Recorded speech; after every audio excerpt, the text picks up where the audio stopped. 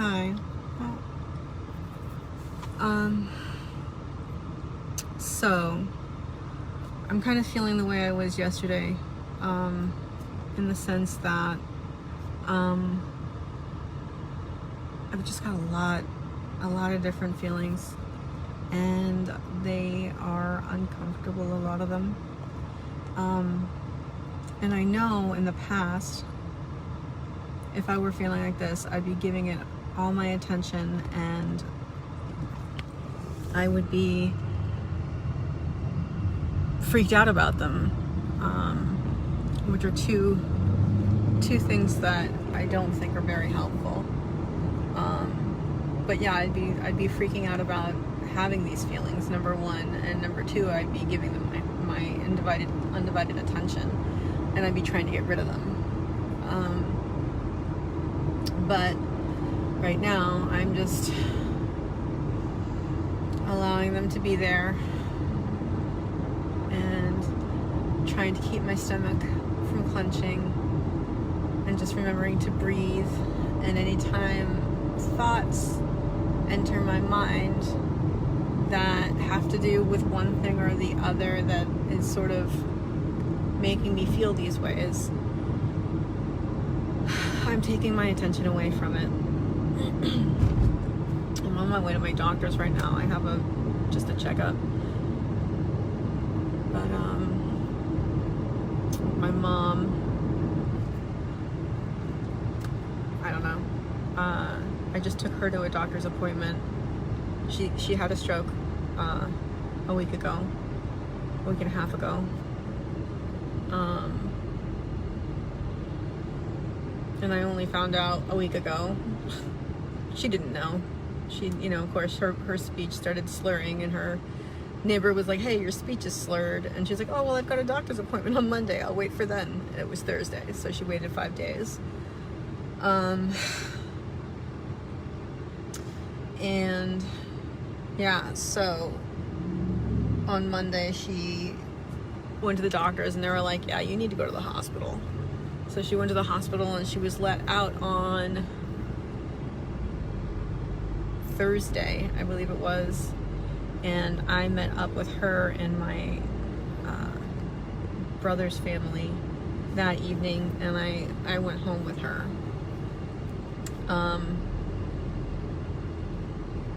So I'm staying with her and my father right now, which is another story altogether. But and I'm just trying to, get her care all, in place and taken care of. I think the thing that's most upsetting is how, she doesn't talk about how, about being upset. She's not someone who talks about being upset. But, you can tell that she's freaked out. And it's hard to watch your mom go through that. But I'm reassuring her that, that this is, it's a minor stroke. It was minor. And that, with all the doctor's attention she's getting, the weakness in her right side, in her speech, that's all stuff we can work on. That's all stuff she can get back. So, I think she feels better. But then we went out to the store because that's what she wanted to do. And I parked the car in the driveway when we got back, and I was like, okay, I'm gonna grab all the groceries, because she's gonna try and grab the groceries to bring them in, and she's got to be using her cane. I've been bothering her all day long. Use your cane, use your cane, use your cane. Anyway, I made that mistake. I went in the house with the groceries, and all of a sudden I hear like a yell, and I'm like, oh my God, she fell down in the driveway. She's okay. It was apparently a slow motion fall, but both of us learned a lesson there. I said, "Are you gonna use your cane now?" She's like, "Yes." I'm like, all right. So anyway, the point is not what's happening, but the emotions, right? That's what we're dealing with right now. And I'm scared for my mom, and I feel so bad seeing her so freaked out. It's like, she seems very subdued in a lot of ways. And then you can just see how sad she is, that this is sort of the stage of life that she's entered. And, you know, I'm telling her, like, and it's true, like, she can get better. She is going to get better. You know, it's still a stroke, but everything that, all her symptoms are pretty much things that she can work on and get the strength back, get the speech better. And her speech is great right now. I can hear the difference. Like, other people might not be able to. But, you know, your mom, you know when she's speaking differently. Whoop, we're in the middle of an intersection and it's a red light. Okay. So there's that. Oh.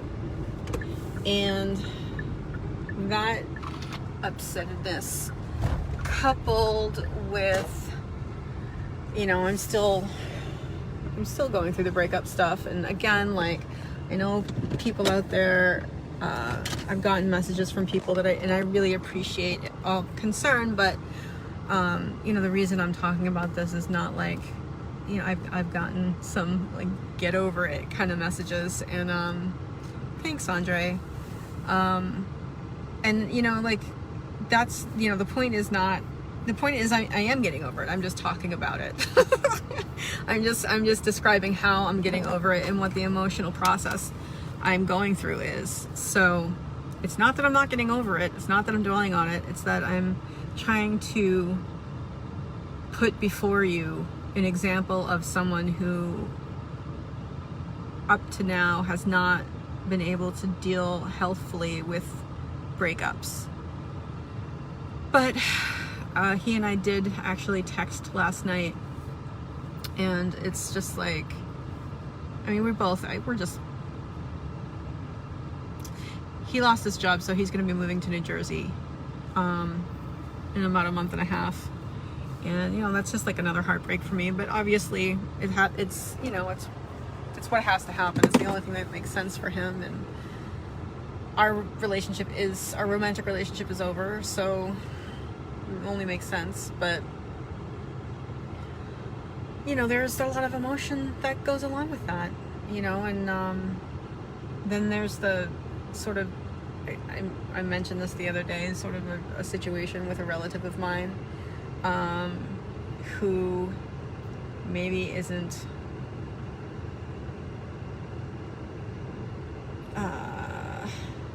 being helpful in the situation, and is being unhelpful, let's put it that way, to my mother. And we had some words, and you know, that's not going to get cleared up, because they just listen to whatever words you say and hear whatever they want to hear, and there's nothing you can do when someone's like that. So there's just that feeling of like, oh God, you know. And so there's a lot going on, and I'm having a lot of uncomfortable emotions situated basically in my stomach, and kind of feeling nauseated, and kind of on the verge of tears at all times. But that's not anything new for me. I mean, I cry pretty easily. But you know, it's a lot. And on the one hand, it doesn't really feel like, oh, it's a lot. Like, I wouldn't say I feel stressed out. I just have this like constant feeling of fear in my stomach. Thanks, Andre. And what I'm doing with that is just breathing through it, relaxing whatever I can relax. It's hard though, because when you're out in public, if I'm gonna relax everything that I can relax, I'm just gonna burst into tears and start bawling, you know, and you can't do that. And I also can't do that in front of my mom, you know, like that. But she doesn't need to see that. But it's a lot, and the only thing I can do is accept that those feelings are there, to act. You know what, Andre, you're totally right about that. I am breathing through it, and I'm accepting that those emotions are there, and there's nothing I can do about that. They're just gonna be there, and I have to allow that as part of the experience of my life, right? That's what's happening in my life right now. This is what I'm feeling right now, and I just have to accept that. And maybe one day I'll get to that stage where I like it, because it's an interesting, like, emotional storm that I can stand out in and let the wind blow through my hair. But right now it's just making me feel a little nauseated, sorry. Let's use the correct word. And there, you know, I start having these conversations with that relative I was telling you about in my head. And I start having conversations with my ex in my head.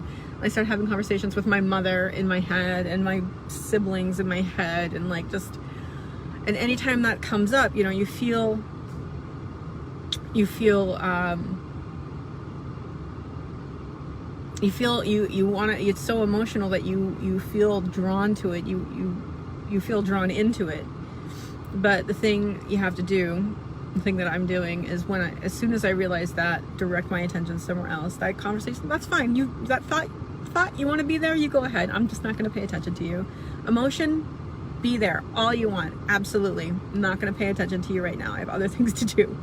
And I think the action that I need to take that will help me is working on my business. But unfortunately, the past few days, I thought it was going to be really quiet down at my parents' house, and I could just work and like just concentrate and work on what I need to work on. But it's been kind of all over the place, which is an excuse.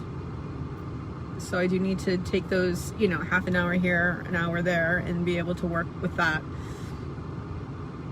But I've been feeling, that's another thing that's really kind of getting me feeling kind of sick. Like I want to work on it so I can move ahead in my life. I can build the business and move ahead. And while these things are happening, yes. Bye, Andre, I will. Thank you. While I'm going through this, yes, it is part of my life, and I am experiencing it. I'm in the present moment. I'm experiencing my life as it's going, and I don't want to be anywhere else. But at the same time, I also want to be working on this future that's going to be really happy and really exciting, and I'm looking forward to it a lot. And I just keep seeming to, something keeps always like blocking me. But it's me. That's the other thing. It's me. Sure, it might be a bit more difficult right now to find the time, to make the time, but I can do it, and I have to do it, and I'm going to do it. Though right now I have to go to the doctor's office, and then I have to go pick up my niece who wants to spend time with my mother, which is great, because maybe, you know, we're gonna end up braiding each other's hair, and which is awesome, and honestly what I want to be doing, but also not writing books. So anyway, I've got stuff I gotta do, and I will get it done because I'm committed and not interested in it. Meanwhile, I have to go into my doctor's office. So thank you guys. And despite all these emotions making me feel nauseated and my stomach clench and like kind of sick and worried and all this stuff, I'm grateful that I have the opportunity to discuss it with you and talk to you about the process that I'm going through to deal with these emotions. So hopefully maybe someone out there finds it useful and can come along on the journey with me. So I am grateful for all of you, and I want you all to remember that you can always choose to have a grateful day.